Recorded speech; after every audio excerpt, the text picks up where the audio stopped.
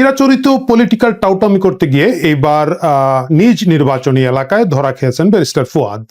আমরা সকলেই জানি এবি পার্টির সাধারণ সম্পাদক ব্যারিস্টার ফুয়াদ, যিনি আগামী নির্বাচনে শকুন মার্কায় না, শকুনটা হচ্ছে আসলে অনেকে তার চেহারার দিকে বলেন ঈগল পাখি মার্কায়, তিনি এবি পার্টির পক্ষ থেকে নির্বাচন করতে যাচ্ছেন।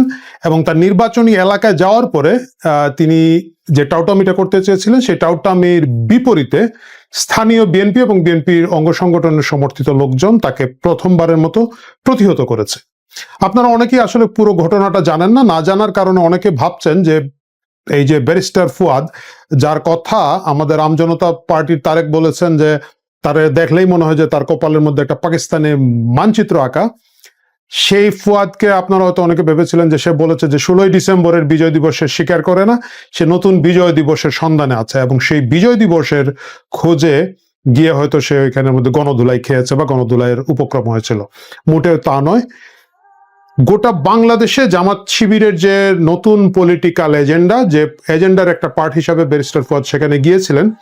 এবং আমরা যারা শহরবাসী নগরবাসী অনেক বড় বড় রাজনৈতিক বোদ্ধা এই প্যাচটা বুঝতে পারি না, স্থানীয় বরিশালের নেতাকর্মীরা সেটা খুব দ্রুতই বুঝতে পেরেছেন, এই জন্য তাদেরকে আমি অভিনন্দন জানাই।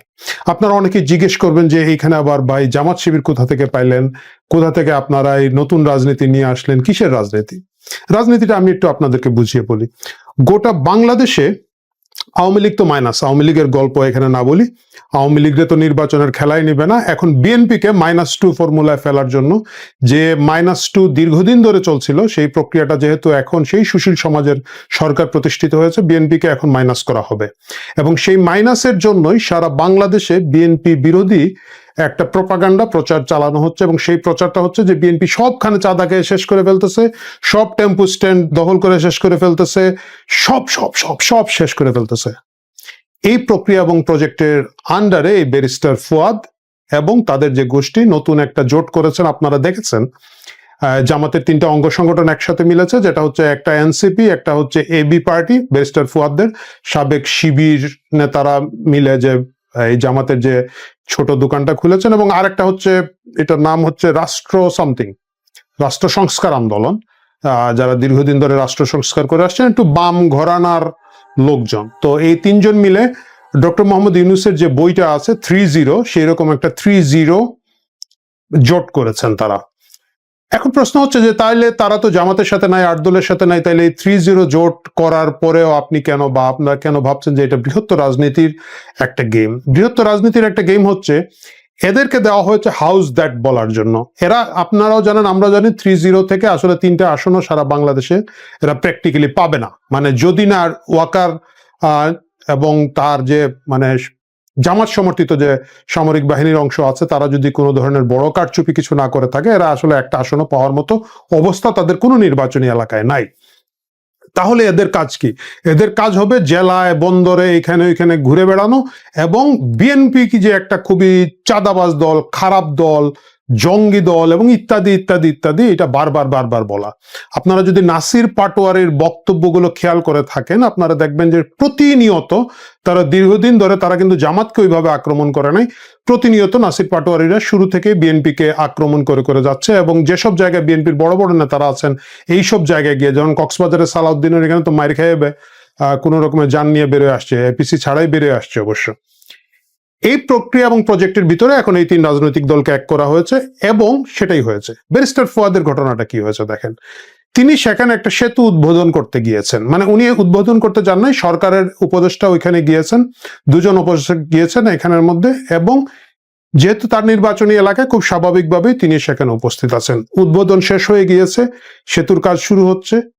ব্যারিস্টার ফুয়াদ ওইখানের মধ্যে তার মলম, তার ট্যাবলেট বেচা শুরু করে দিয়েছেন। আমরা যেটা বলি যে রাস্তার পাশে মজমা বসিয়ে ট্যাবলেট বেচা, সেটা শুরু করে দিয়েছেন। কিভাবে শুরু করে দিয়েছেন? তাকে যখন সাংবাদিকরা জিজ্ঞেস করতেছে, উনি বলছেন চাইনিজ কোম্পানি অনেক যুদ্ধ করে নাকি তারা এই ব্রিজের কাজের জন্য নিয়ে এসেছেন, এবং চাইনিজ কোম্পানি কাজ করতে পারছে না, কারণ এইখানের মধ্যে চাঁদাবাজি দাবি করা হচ্ছে, বালু দিব, ইট দিব, সিমেন্ট দিব বলে বিভিন্ন লোকজন এখানের মধ্যে ডিস্টার্ব করেছে।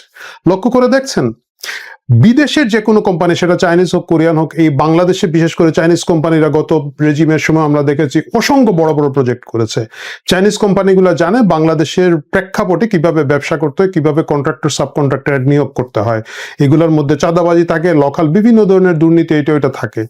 সেই চাইনিজ কোম্পানি যখন এখানে এসে কাজ করছে, তারা এটা ধরে নিয়েছে যে স্থানীয় বিভিন্ন ধরনের জিনিস তাদেরকে ম্যানেজ করে চলতে হবে, অথবা হয়তো না। কিন্তু চাইনিজ কোম্পানি যদি কোনো ধরনের বাধার সম্মুখীন হয়, তাদের কাজ হচ্ছে সরকারের কাছে যাওয়া, উপদেষ্টাদের কাছে যাওয়া, পুলিশ আছে, র্যাব আছে, সেনাবাহিনী ডেপ্লয় করা আছে, স্থানীয় আর্মির কাছে গেলে কিন্তু আমরা জানি যে আর্মি এইসব ব্যাপারে বেশ কঠোর পদক্ষেপ নিয়ে থাকে। সবকিছু বাদ দিয়ে চাইনিজ কোম্পানি ব্যারিস্টার ফুয়াদের কানে কানে এসে বলে গিয়েছে চাঁদাবাজির কথা। এটা বিশ্বাস করতে হবে? বিশ্বাস করার কিছু নাই। কিন্তু এই সুযোগে যে কোনো জায়গায় জনসম্পৃক্ততা দেখার সাথে সাথে বিএনপিকে একেবারেই নোংরা ন্যাংটো করে ফেলার, মানে আমি বলছি না যে বিএনপি ফেরেস্তার দল, বিএনপি খুব ভালো দল, কিন্তু আপনারা দেখবেন একটা কম্বাইন্ড আক্রমণ বিএনপির বিরুদ্ধে শুরু হয়েছে, এবং সেই শুরুর একটা প্রজেক্ট হিসাবে এই 3-0 পার্টি বিএনপির বিরুদ্ধে আছে, যাতে জামাত একলা শুধু বললে হবে না। আপনারা জানেন জামাত সব সময়ই দলে বলে চলে, মানে একটা কথাই আছে এখানে যে বাঘ চলে একলা আর ফেউ চলে দলে বলে, বা আমরা যদি ওইভাবে বলি যে বাঘ চলে একলা, হায়না চলে দলে বলে। তো জামাত আসলে দলে বলে চলে, এবং তাদের অনেকগুলা ছাত্র সংগঠন থাকে, বৈষম্য বাদ দেন, দল নিরপেক্ষ ছাত্র সমাজ, সাধারণ ছাত্র সমাজ, তৌহিদি ছাত্র সমাজ, বিভিন্ন দোকান থাকে। একইভাবে রাজনৈতিক সংগঠনের মধ্যে তারা অনেকগুলো দোকান খুলেছে, এবং এইগুলোকে গুছিয়ে আনার জন্য এখন 3-0 করেছে।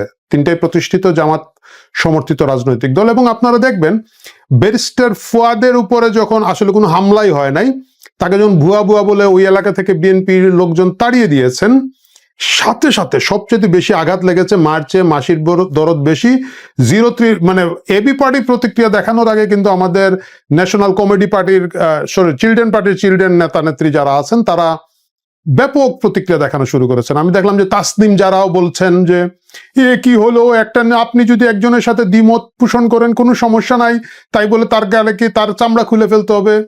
আমি প্রথমে ভেবেছিলাম যে উনি ভাবছেন যে মানে এই দেশে গরু ছাগলের চামড়াই এত কম দামে বিক্রি হয়, তো আর এই চামড়া খুলে লাভ কি, এইভাবে হয়তো উনি এটাকে বুঝাতে চাচ্ছেন মেডিকেল সায়েন্স থেকে। পরে বুঝলাম যে না, উনি স্পেসিফিক ফুয়াদের চামড়া খুলে নেওয়ার কথাই বলছেন। এই যে দেখেন, এই তাসনিম জারারা, যাদেরকে আমরা মনে করি শিক্ষিত, প্রগতিশীল, সুন্দর তরুণ সমাজের একটা আদর্শ হতে পারতেন, এরা কিন্তু কিভাবে এই জামাতি পারপাসটা এবং এই ট্র্যাডিশনটা সার্ভ করে যায়। মানে সারা বাংলাদেশে মব করে উল্টায় ফেলছে, মুক্তিযোদ্ধাদের টুটি চেপে ধরা হয়েছে এই ঢাকা শহরে।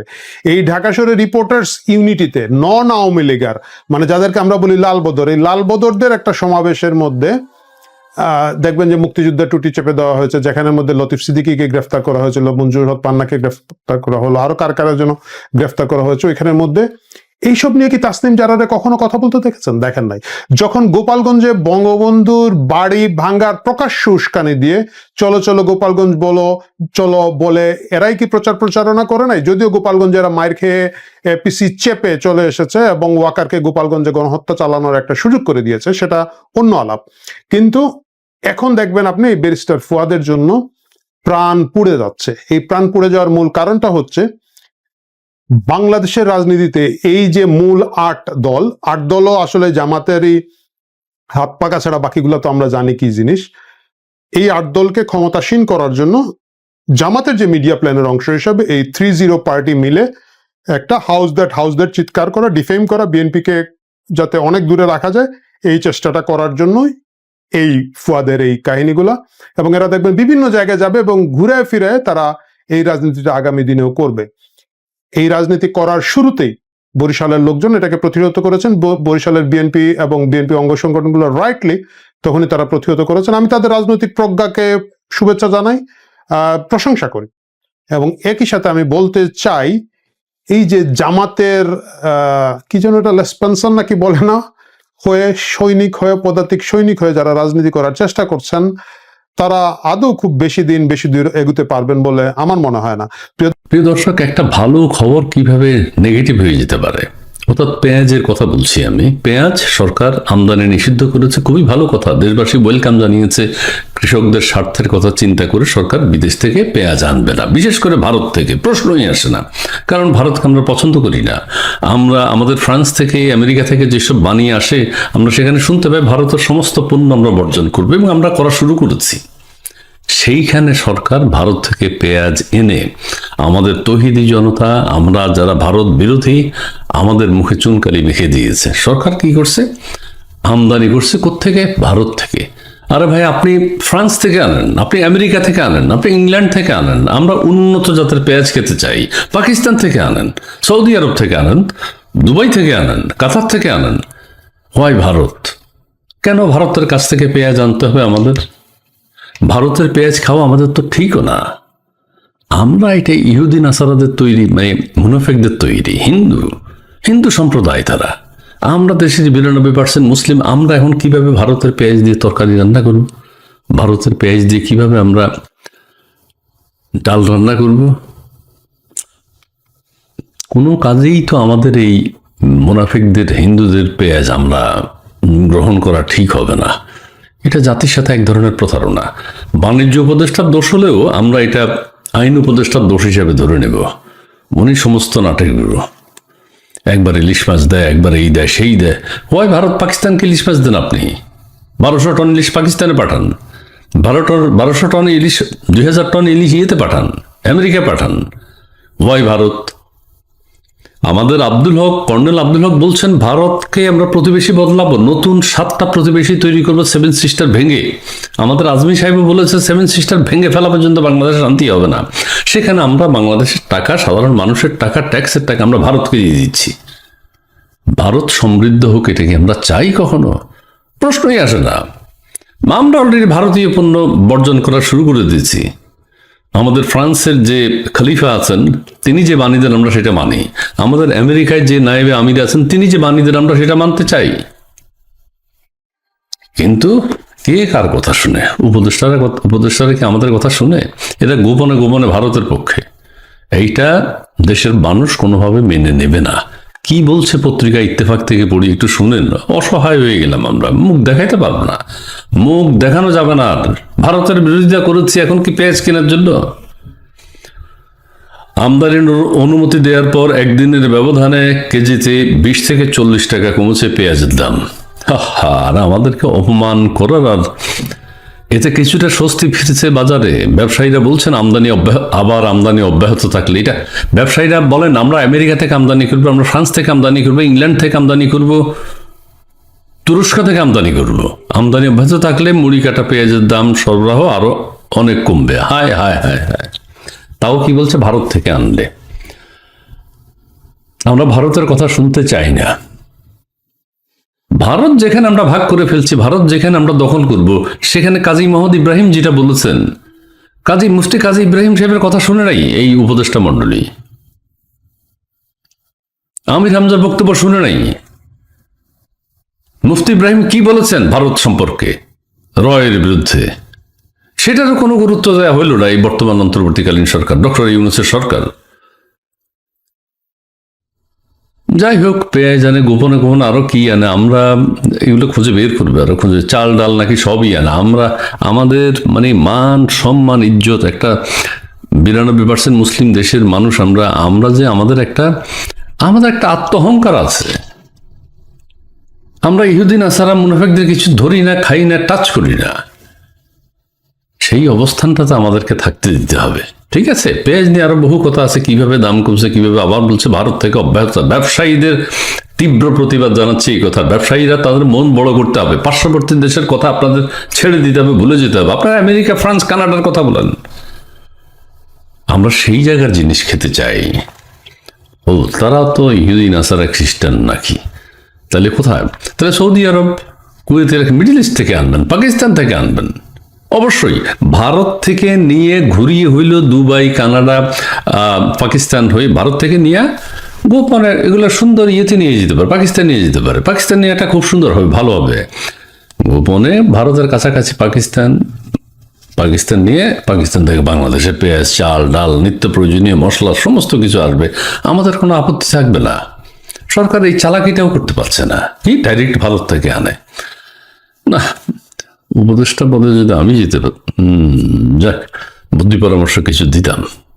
প্রিয় দর্শক, আমাদের প্রিয় মানুষ, অত্যন্ত আলোচিত একজন মানুষ ব্যারিস্টার ফুয়াদ, কিছুদিন আগে হোটেল কেলেঙ্কারির পরে একটু জনসমক্ষে তিনি বেরিয়েছেন, নিজের জন্মস্থানে গিয়েছেন, নিজের জন্মস্থান বরিশাল, কিন্তু সেখানে তিনি অপমানিত হয়ে ফিরলেন।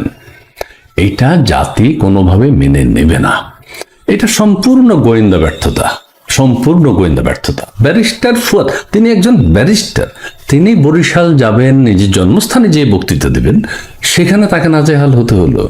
আমাদের এসএসএফ কোথায়, আমাদের সেনাবাহিনী কোথায়, আমাদের ডিজিএফআই কোথায়, আমাদের এনএসআই কোথায়, আমাদের ডিবি কোথায়, বিজিবি কোথায়, আমাদের র্যাব কোথায়? এত বড় একজন মানুষ নিজের জন্মস্থানে যাচ্ছে, তার সেখানে কি হবে না হবে, তার উপর আক্রমণ করতে পারে কিনা সেটা ভাবা উচিত ছিল। গোয়েন্দারা সেটা, তাকে ফলো করা উচিত ছিল। কি বলে এটা, ড্রোন থেকে অবশ্যই তার গোয়েন্দা তৎপরতা চালানো উচিত ছিল, যে কেউ কাকে কোনোভাবে হেনস্থা করে কিনা। ডোনাল্ড ট্রাম্প এবং পুতিন, প্রেসিডেন্ট পুতিন, তারা বিশ্বের যেখানেই যান 2-3 মাস আগ থেকে গোয়েন্দা তৎপরতা চলতে থাকে। কিন্তু সেখানে আমাদের ব্যারিস্টার ফুয়াদ, তিনি তার জন্মস্থানে গেছেন, আমাদের গোয়েন্দারা কোথায় ছিল? আমাদের গোয়েন্দারা কোথায়? তো এই প্রশ্ন তো করতেই হবে। এই ব্যর্থতা তো ঢাকা যাবে না। ব্যারিস্টার ফুয়াদকে যারা নিরাপত্তা দিতে পারে না, তারা দেশের কোনো নাগরিককে নিরাপত্তা দিতে পারবে না। বিজয় দিবসে তিনি নতুন দিন ঠিক করছেন। 16 ডিসেম্বর বিজয় দিবস মানেন না, খুব ভালো কথা। তিনি নতুন দিন ঠিক করছেন, এবং কি অবাক ব্যাপার, চিন্তা করেন, 16 ডিসেম্বরের ঠিক আগে, আগামী 16 ডিসেম্বরের আগে ফুয়াদকে এভাবে নাজেহাল করা হলো। এটা একদম পরিকল্পিতভাবে তাকে, আমি আবারও বলি, এটা ঠিক হয়নি। নতুন একটা দিন তিনি দেখাচ্ছিলেন বিজয় দিবস হিসেবে। ভারতের বিরুদ্ধে এখন কে কথা বলবে? কে এইভাবে কথা বলবে? কার এত বড় সাহস ক্যান্টনমেন্ট উড়িয়ে দেয়া? সেই একজন গর্বিত মানুষকে আজকে আমরা অপমান করেছি। উনি ক্যান্টনমেন্ট উড়িয়ে দিবেন বলছেন, গর্বের সাথে বলছেন। সেটা বাংলাদেশের না হলো ভারতেরটাও হতে পারতো। আমরা তো ভারতের সাথে কখনো যদি যুদ্ধ আমাদের হতো, আমরা ব্যারিস্টার ফুয়াদকে কাজে লাগাতে পারতাম, ভারতের ক্যান্টনমেন্ট উড়িয়ে দেওয়া যেত। কিন্তু আজকে তিনি মুখ দেখাবেন কিভাবে জনসমক্ষে, ভারতের সামনেও কিভাবে কথা বলবেন? সেখানে তো বলবে, বেটা তুই বেটা অপমান হয়েছিস। উনি বক্তৃতা, টক শোতে কিভাবে কথা বলবেন, এখন চেহারা দেখাবেন কিভাবে? ওনার বাবা মার কাছে কি বলবেন যে 24-এর আন্দোলনের এত বড় একজন যোদ্ধা, তাকে আজকে নাজেহাল হতে হলো নিজ দেশের, নিজ গ্রামের, নিজ এলাকায়। টক শোতে, আহা, বিভিন্ন সভা সেমিনারে তিনি যেভাবে যে সুন্দর করে কথা বলতেন, সবকিছুতে তাকে গোয়েন্দা নিরাপত্তা দিতে হবে। আমাদের সেনা প্রধানের কাছে অনুরোধ, আমাদের পুলিশ প্রধানের কাছে অনুরোধ, সার্বক্ষণিকভাবে ব্যারিস্টার ফুয়াদ যেখানে যাবেন সেখানে যেন সিসি ক্যামেরা লাগানো হয়। তিনি যে রাস্তা দিয়ে হাঁটবেন সেখানে সিসি ক্যামেরার ব্যবস্থা থাকতে হবে। তাকে কোনোভাবে অপমান করা যাবে না। জাতি এটা মেনে নিতে পারবে না। 24-এর চেতনার সাথে এটা যায় না। কিন্তু আপনারা সেই কাজটি আজকে করে দিয়েছেন। এইটা, আচ্ছা, তিনি ব্যারিস্টারি পড়েছেন, আহা, অনেকজন অনেক সমালোচনা করে, সোরা ব্যারিস্টারি কি, সেগুলো তো আমি বলবো না। উনি তো ইংল্যান্ড